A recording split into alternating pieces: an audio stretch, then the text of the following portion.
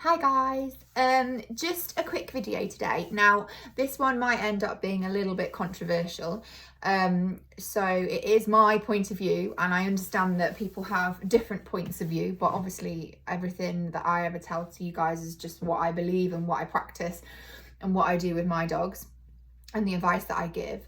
But it's something that I term, or I've coined the phrase, used the phrase, free love.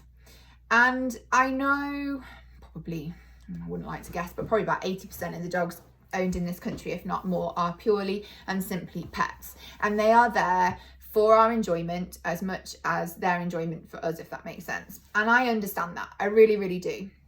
But for me, the root of most of behavioural problems when it comes to dogs is this inability as human beings for us to leave the dogs alone.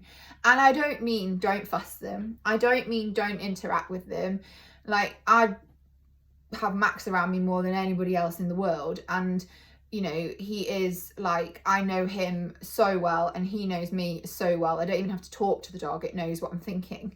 But he doesn't get free fuss off me, free love, if you will. He has to earn it.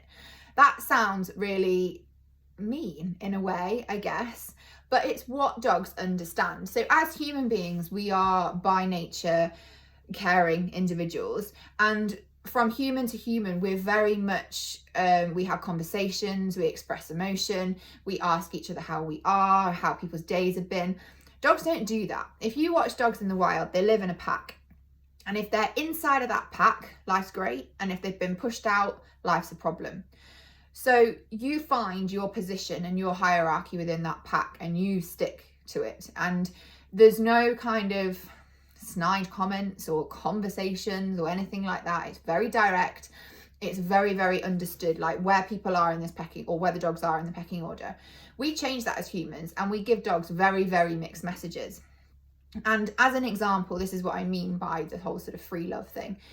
If you are an example of this, so for example, in an evening, sat down, not most people's routine in an evening, in front of the television, probably after supper, and the dog can wander across the room, stuff its head underneath your hand, and you start to stroke the dog, then to me, I don't like that.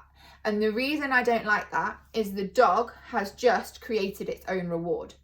So then when you want the dog to do something for you, come back to you in the park, wait before it eats its tea, not rush through the door when you open the door, I don't know, all of the things that we want dogs to do. Why on earth would that dog do anything for you if it can create its own affection and its own reward by doing nothing apart from coming and demanding it?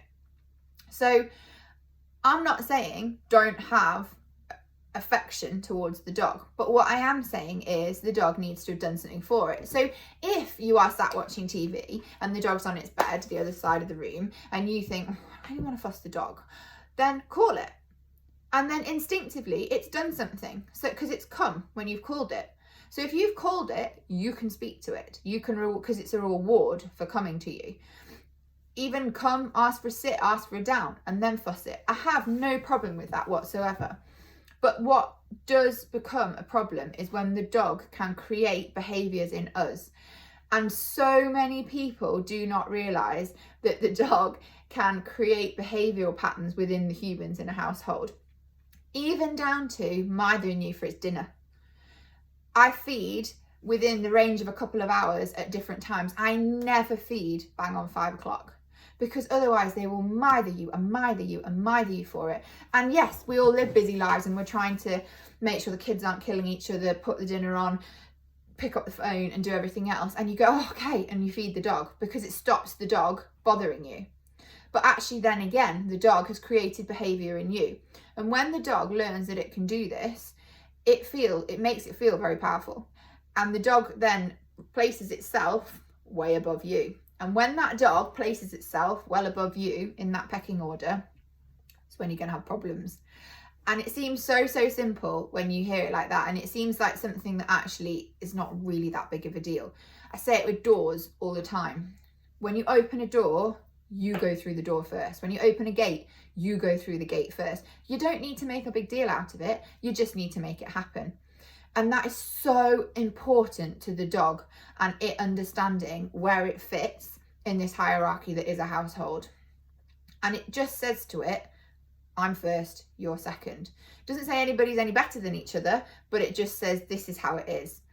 And when the dog can manipulate that and flip that on its head and create its own fuss, create its own love, free love, create its own feed times, you know, all those things, the dog suddenly is working you more than you're working the dog.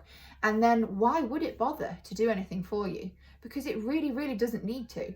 And when you start thinking about it like that, it seems as a human quite manipulative, but it's not manipulative. The dog can't understand it as manipulative. The dog just understands things as black and white. They don't reason, they just remember things. There's no reasoning in a dog's head. Dogs live in the moment, and that's why if you tell a dog off, if it gets a negative behavior from you for something that it deserves, it happens and then it's forgotten about. All this like go on your bed and stay there and think about what you've done, it's pointless. Dog doesn't understand that. It happens properly, and then you move past it. So that is wrong, this is right. And it's the same with this whole free love situation.